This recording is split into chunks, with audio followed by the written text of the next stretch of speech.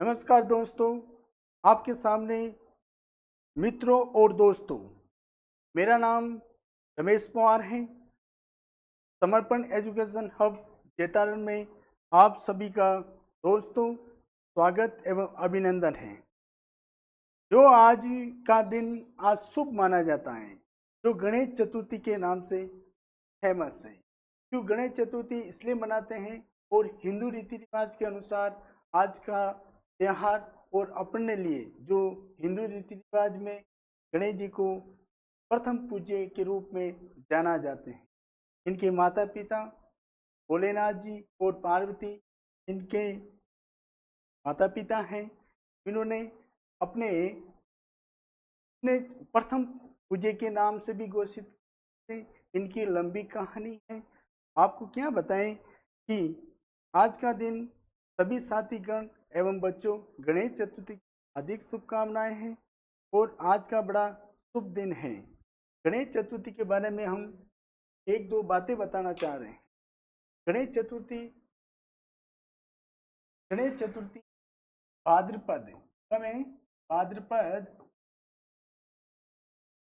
शुक्ल शुक्ल चतुर्थ शुक्ल चतुर्थी पक्ष में गणेश चतुर्थी मनाई जाती है। और आज के दिन हिंदू चाहे कोई भी परिवार के लोग घर में जितना भी काम होता है वे शुभ मुहूर्तों से निकालते हैं, शुभ मुहूर्त से काम करते हैं। और हम वंदना करते हैं कि हमारे भी एजुकेशन हब समर्पण एजुकेशन हब में गणेश जी का आशीर्वाद बनाए रखें। और आज जो टॉपिक हम पढ़ाए जा रहे हैं, जो समर्पण एजुकेशन में हमारी ज्योग्राफी क्लास चल रही थी और विस्तार का जितनी क्लासें थी हमने पूर्ण विस्तार से वो पढ़ लिया था। आज का टॉपिक शानदार टॉपिक है, जो अपन राजस्थान के भौतिक प्रदेश के बारे में बताएंगे।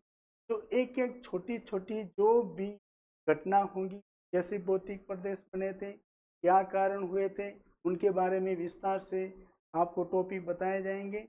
दोस्तों और बच्चों, इस टॉपिक को आप रुचि से सुनना ताकि कोई भी बारीक से बारीक जानकारी छूटे नहीं। तो आज अपन शुरुआत करते जा रहे हैं। जो जो राजस्थान एक बार गणेश जी की जय बोल लीजिए जाए, जय गणेशाय नमः। अब आज टॉपिक स्टार्ट कर रहे हैं अपन। आज का टॉपिक अपना है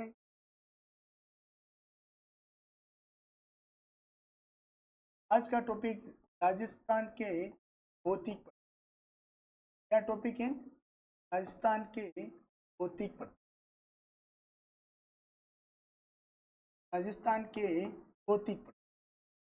भौतिक प्रदेश इसलिए बोला जाता है, राजस्थान का एक भौतिक प्रदेश इसलिए बोला जाता है क्योंकि यहाँ पे आज नहीं कई दिनों से जो दरारते पर्वतें हैं उनके आधार पर भौतिक प्रदेशों को बांटा गया है।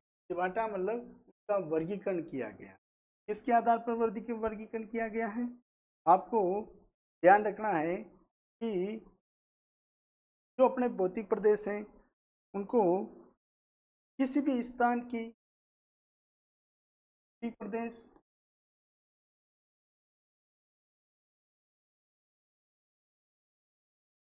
मतलब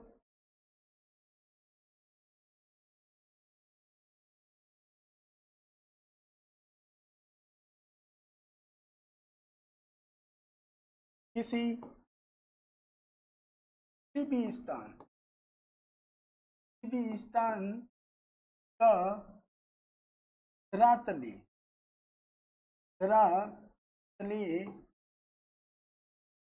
धरातलीय भूभाग धरातलीय भूभाग के आधार पर वर्गीकरण किया गया है धरातलीय आधार पर। धरातलीय मतलब सब भूभाग जहाँ पहाड़ हो, क्या हो?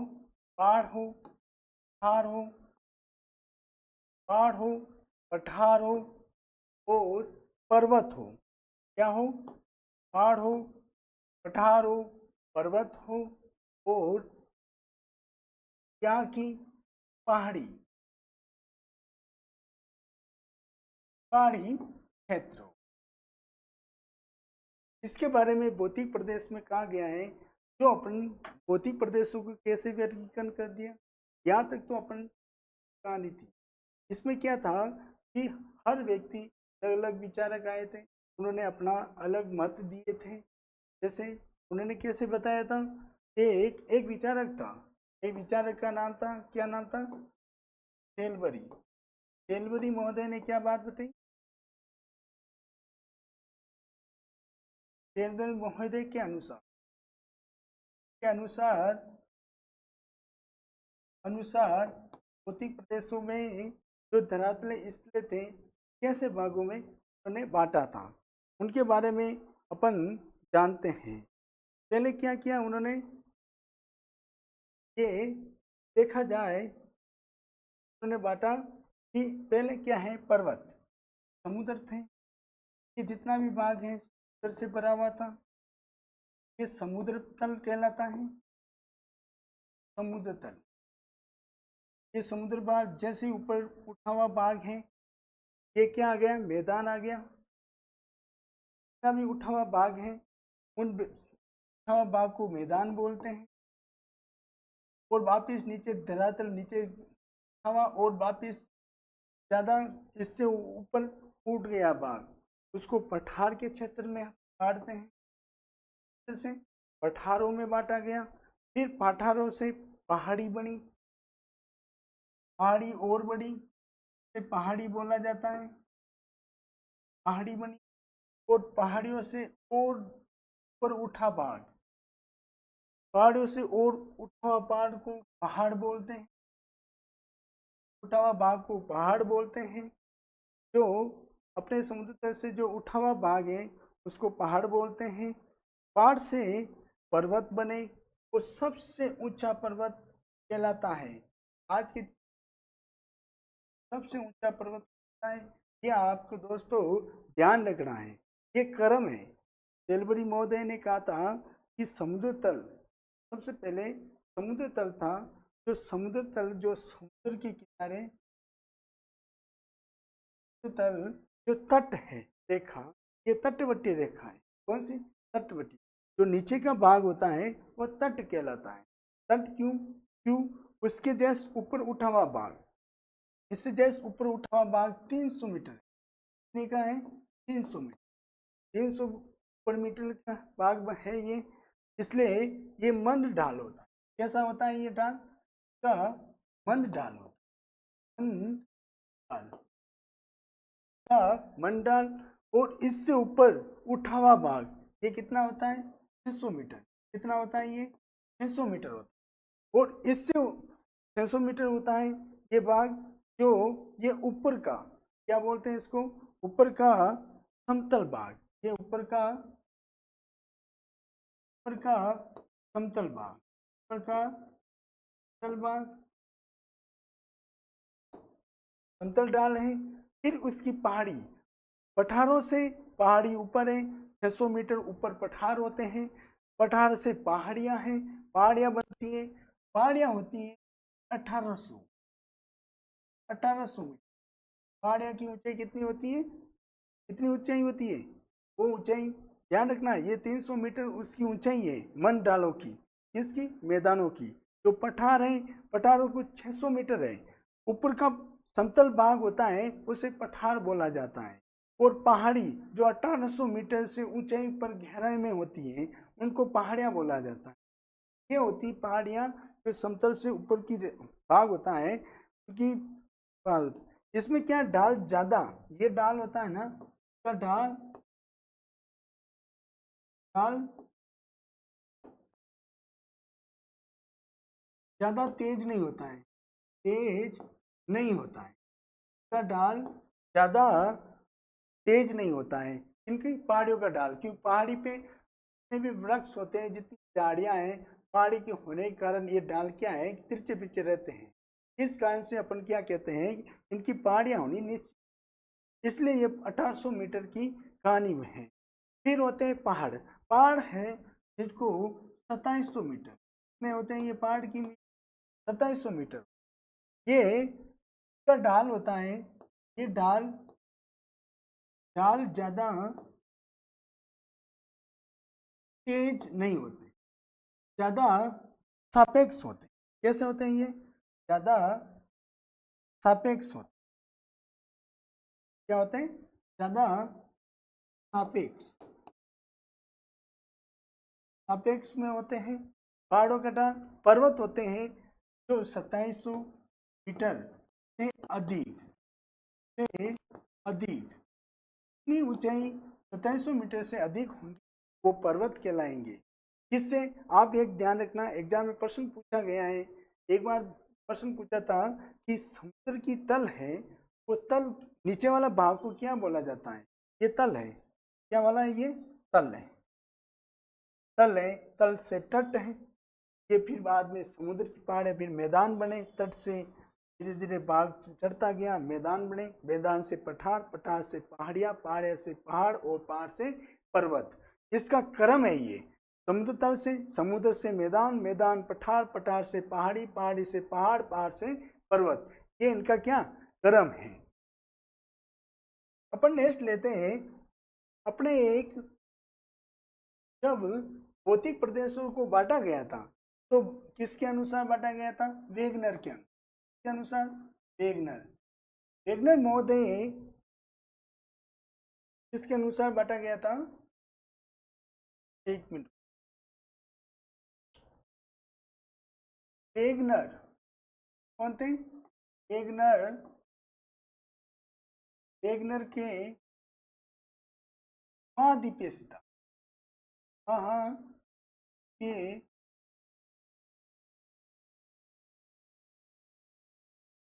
महाद्वीपीय विभाजन का सिद्धांत, विभाजन का सिद्धांत, सिद्धांत के अनुसार महाद्वीपीय, यानी वेगनर के महाद्वीपीय विभाजन के सिद्धांत में बताया गया था कि ये भौतिक प्रदेश किस आधार पे कैसे बांटे गए, और फिर बाद में भौतिक प्रदेश इंडिया में कैसे आए, और भारत अपने राजस्थान का कैसे भूभागों में बांटा गया था। तो अपन वेगनर के अनुसार बताया जाए तो वेगनर को अल्फ्रेड वेगनर के नाम से इसके प्रतिपादक कौन थे? अपन देखा जाए ये महाद्वीपीय विभाजन के प्रतिपादक, प्रतिपादक देखें, प्रतिपादक, प्रतिपादक कौन थे? अल्फ्रेड, अल्फ्रेड वेगनर थे। कौन थे? अल्फ्रेड वेगनर थे।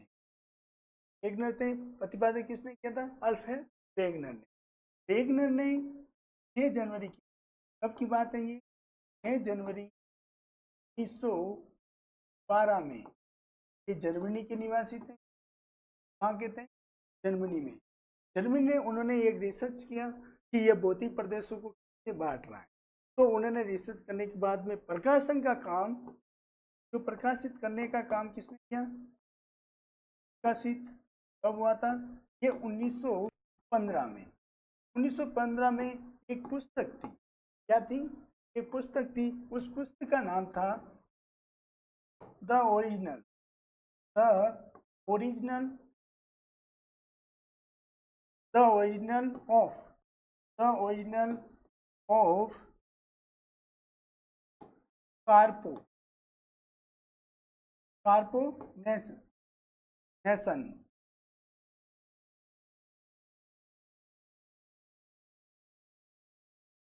The original of corporation of ocean, ocean, ओसस। इस पुस्तक में बताया गया था कि बाद के सिद्धांतों की कैसे उत्पत्ति हुई और पेंजिया का कैसे भाग बना था। वेगनर ने सबसे पहले इस भूभागों को 2 भागों में बांटने का कोशिश की। पेंजिया का नाम बताया, पेंजिया से 33 सागर का निर्माण हुआ है, और 33 सागर और 2 भाग हुए। एक अंगारा का भाग और दूसरा था गोडवाड़ा भाग। तो उसके आधार पर अपन थोड़ा वर्गीकरण करते हैं। वर्गीकरण क्या बताया था कि वेगनर के अनुसार वेगनर ने दो भागों में वर्गीकरण किया। किसने? वेगनर ने दो भागों में वर्गीकरण किया।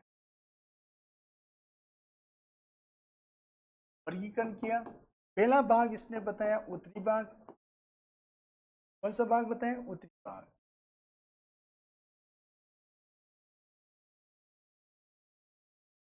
उत्तरी भाग और दूसरा भाग बताया था दक्षिणी भाग।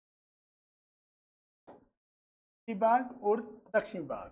उत्तरी भाग में अगरालैंड था, अगरालैंड, और दक्षिणी भाग में गोडवाड़ा लैंड, गोडवाड़ा लैंड, गोडवाड़ा, ये दो भाग थे। इसके अगरालैंड और गोडवाड़ा भाग के बीचों बीच का जो स्थल है वो 33 सागर का भाग। कौन सा है? 33 सागर का भाग है। वो कैसे, क्या है, ध्यान रखो आप। पहले क्या है? ये पेंजिया था। क्या था? वेगनर के अनुसार ये पेंजिया। क्या है ये? पेंजिया। पेंजिया के चारों तरफ क्या था? जल था। क्या था? पेंजिया के चारों तरफ जल था। ये जल से बना हुआ था। इसके चारों तरफ क्या था? पेथालोस।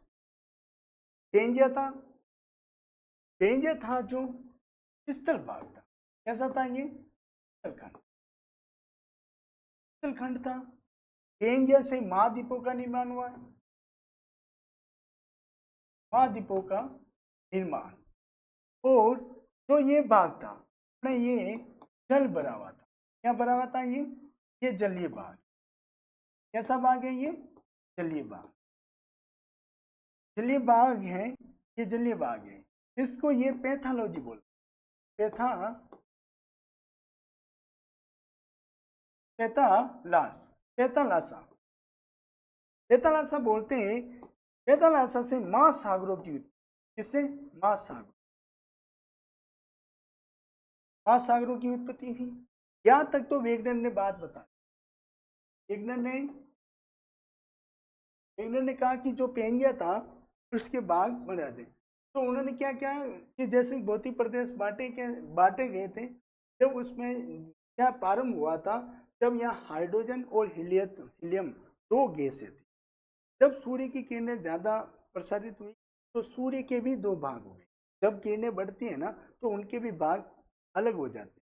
तो वो भाग धीरे धीरे क्या किया कि ये पेंजियों के आसपास में ये चलता रहा। तो फिर पृथ्वी में स्तर पे टकराए। तो पृथ्वी में जितने भी कठोर भागों में भाग था वो ठोस में बदल गया। और जब ठोस बदला, जब ये पेंजिया है दो भागों में स्टार्ट हो गया। जब दो भागों में, पेंजिया का भाग कितने हो गए? दो भागों में। कैसे? मैं बताता हूँ। क्या हुआ कि जैसे कि जो वेगनर का अपन दो भाग बताए थे, वेगनर ने दो भाग, दो भाग कैसे हुए? दो भाग कैसे कि पहले ये ऊपर का भाग था, उस भाग को अपन क्या बोलते हैं? अगारालैंड बोलते। क्या बोलते हैं? दूसरा ऊपर का भाग अगारालैंड कहलाता था और नीचे का भाग क्या कहलाता था? गोडवाड़ा लैंड। और जिसके चारों तरफ ये भाग था ना अपना, ये पूरा 33 सागर भाग, बीच का भाग है ना 33 सागर। कैसा है? 33 सागर का भाग है ये। इस चारों तरफ ये जल भरा हुआ। क्या है? ये जल है ना, ये जल 33 सागर का भाग है। क्या जल है? जल, जल को 33 सागर, 33 सागर, 33 सागर के अंतर्गत आप ध्यान रखना। 33 सागर के बीच में टकराई जैसे दो अंग्रालैंड, यहाँ पे एक यूरेशियम पे, कौन सी थी? यूरेशियम,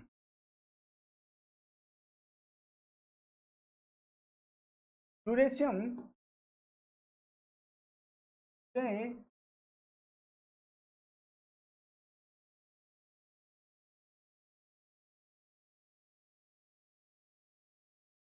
यूरेशियम यूरेशियम प्लेट थी। और यहाँ जो नीचे की भाग था, जो यहाँ पे नीचे के भाग में यूरेशियम प्लेट और अपनी इंडियन प्लेट, कौन सी? Indian plate. Indian plate, Eurasian plate और इंडियन प्लेट आपस में टकराई गई, और टकराने के कारण ये तैतीस सागर का जो भाग था वो एक तो उत्तरी तरफ भाग गया और एक दक्षिणी। तब ये भाग है ना, ये भाग अपना क्या कहलाया? ये भाग अपना कहलाया अगारालैंड। क्या कहलाया? अगारालैंड। अगारालैंड कहते हैं। और जो ये भाग था अपना, तो ये भाग गोंडवाना लैंड, गोंडवाना लैंड, ये भाग बना। तो आप ध्यान रखना, जो अगारालैंड के अंदर एक पॉइंट ध्यान रखना, जो भारत है और राजस्थान की जो जितनी भी सीमा है ना, जितना भी जो इस तरह की जो पर्वत पहाड़ है ना, ये अपना अगारालैंड के अंतर्गत नहीं आता है। तो आप इसको नोट लगा के ध्यान रखना कि भाई अगारालैंड का अपना ना तो भारत का भाग आता है ना राजस्थान का भाग आता है। अपने भाग आता है तैतीस सागर और गोंडवाना लैंड। इससे क्या है, गोंडवाना लैंड, ये जो अगारालैंड था, अगारालैंड अपने इससे मतलब नहीं है। अपने यहाँ पे जितने पठार हैं और मैदानी भाग हैं, जो पठार और जो मैदानी भाग बने हैं, जो इसी से बने हैं। इससे मैदानी गोंडवाना लैंड से तैतीस सागर मरुस्थल का भाग, जो अपना राजस्थान का जो मरुस्थल का भाग है, ये तैतीस सागर का भाग है। मरुस्थल का भाग और अरावली का भाग, जो अरावली पर्वत है वो भाग किसका है? तैतीस सागर। जो बीच के स्थिर होने के कारण ये भाग बढ़ता गया। इस कारण से वेगनर ने अपने दो भागों में बांटा गया था। एक तो था उत्तरी भाग था, और ये दूसरा था जो अपना दक्षिणी भाग। दक्षिणी भाग वेगनर ने इसकी परिभाषा देते हुए उन्होंने कहा था कि जो वेगनर ने अपने जो परिभाषा देते हुए भी बात बताई थी, उन्होंने कहा था कि जितना अपना यदि सागर में अपना चल रहा है, तो तैतीस सागर जो भाग है अपना, जो बीच का भाग है, वो वेगनर का भाग है। वेगनर ने जो बात बताई ये ध्यान रखना, जो इंडियन प्लेट और यूरेशियन प्लेट आपस में टकराने के कारण ये भाग बढ़ गया था। तैतीस भाग के भाग भी जानते हैं, तो अपन ध्यान रखो। फिर है अपने राजस्थान और इंडिया में कैसे ये इस भाग का निचार हुआ था, तो अपन ये जानने की कोशिश करें। ये अपना राजस्थान क्या है? ये राजस्थान समझने के, ये राजस्थान है। राजस्थान में जैसे ये भाग आता है, ये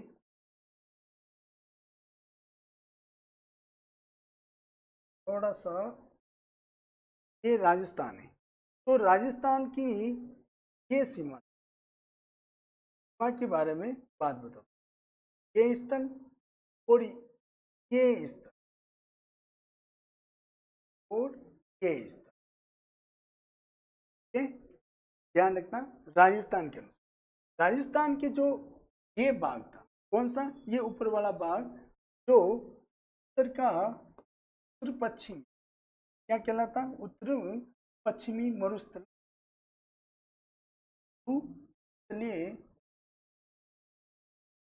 मरुस्थलीय प्रदेश, और जो बीच का भाग है वो क्या कहलाता है? अरावली।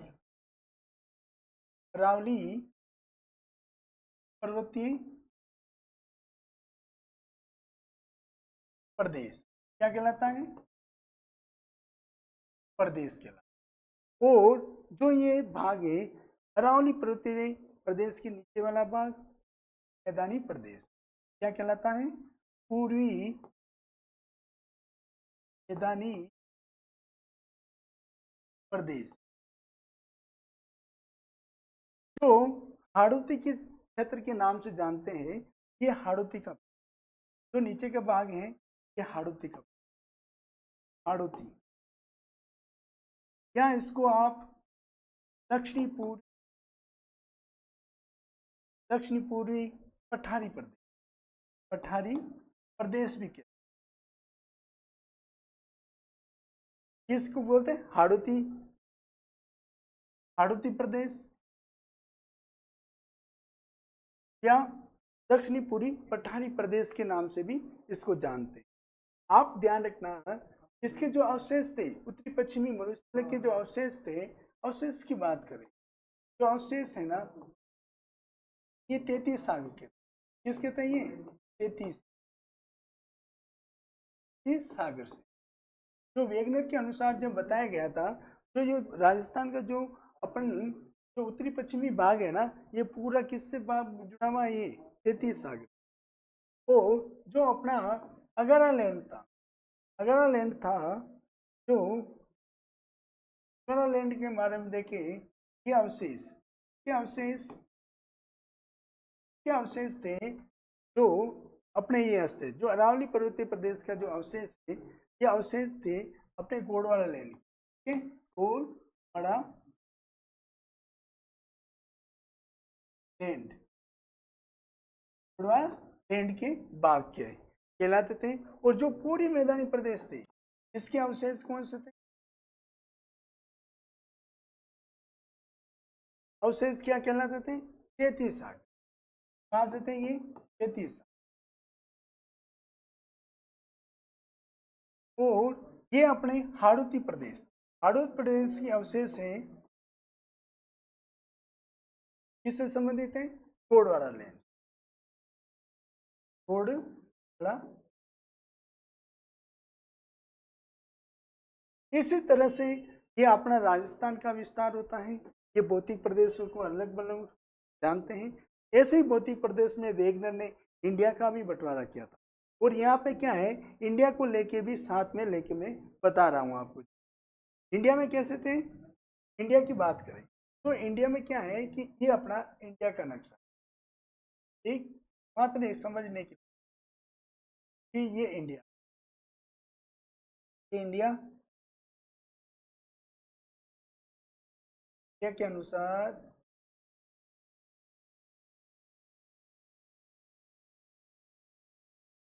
ये भाग देखा जाए तो अपन जो भौतिक प्रदेश में है ना, तो ये वाला भाग, जितना भी ये वाला भाग, जो उत्तरी भाग, यहाँ पे उत्तरी भाग, जो उत्तरी भाग है ये उत्तरी पर्वतीय, ये पर्वतीय प्रदेश, क्या प्रदेश कहलाता है, उत्तरी पर्वतीय प्रदेश। जो हिमालय का जितनी भी भाग है, जो हिमालय की पहाड़ियां है ना, ये हिमालय की पहाड़ियां में जितना भी भाग, चोटियां यहाँ की स्थल है, जैसे कि जम्मू कश्मीर से लगाकर अपने यहाँ पे मिजोरम है, ये त्रिपुरा, नागालैंड, ये अपने अरुणाचल प्रदेश से लेकर करौली, ये नेपाल, ये सब उत्तर पर्वतीय, ये हिमालय का भाग, कौन सा, हिमालय,